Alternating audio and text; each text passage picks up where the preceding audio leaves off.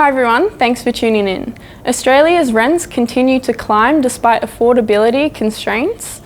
Capital cities, regional areas, houses and units all saw increase in rents last quarter, combining to the highest calendar year growth rate since 2007. CoreLogic's quarterly rental review shows that national rental index increased 1.9% during the December quarter, a repeat of the figures recorded in the September quarter. Despite quarterly growth rates easing since peaking in March at 3.2%, the national index recorded its highest annual growth rate since January 2007 in November at 9.44%. Before falling slightly in the 12th month to December at 9.40%. For more than 18 months, we've seen demand for detached housing continue consistently as more renters work from home, either on a permanent or now hybrid working arrangement, which drives demand for more spacious living conditions. In addition to this movement, investors, while still active in the market, have been sparse by an over-representation of owner-occupiers entering the market, upgrading or buying holiday homes. Regional rents continue to outspace capital city rents over the fourth quarter regional dwellings, raising 2.5% against the 1.6% raise in capital city rents, taking the annual regional rental growth rate to 12.1%. Over a 10-year period, regional house rents have increased 33.2% compared to the 24.9% growth across the combined capitals.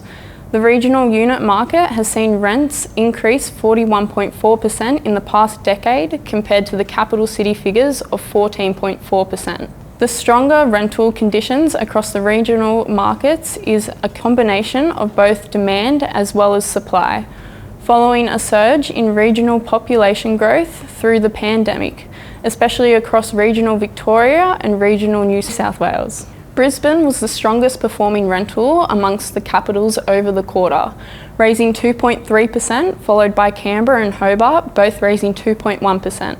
Despite recording the strongest annual rental growth, 15.2%, the Darwin rental market was the worst performing over the quarter, with rents rising 0.6% over the 3 months to December. Canberra remains the most expensive capital city rental market, with typical dwellings renting for $651 per week, followed by Sydney $604 per week, Darwin $561 per week, Hobart $521 per week, and Brisbane $507 per week.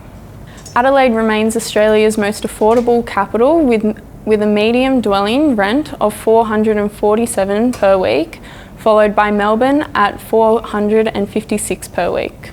The most COVID-impacted unit market in Australia, Melbourne's rental growth tends to shift in December as units recorded the strongest rental growth in the country, up 1.6%. Brisbane's rental market for houses has shown strength throughout the pandemic as demand outweighed supply, while Melbourne's unit market has been weak through most of the pandemic to date, due to low demand against relatively high vacancy rates.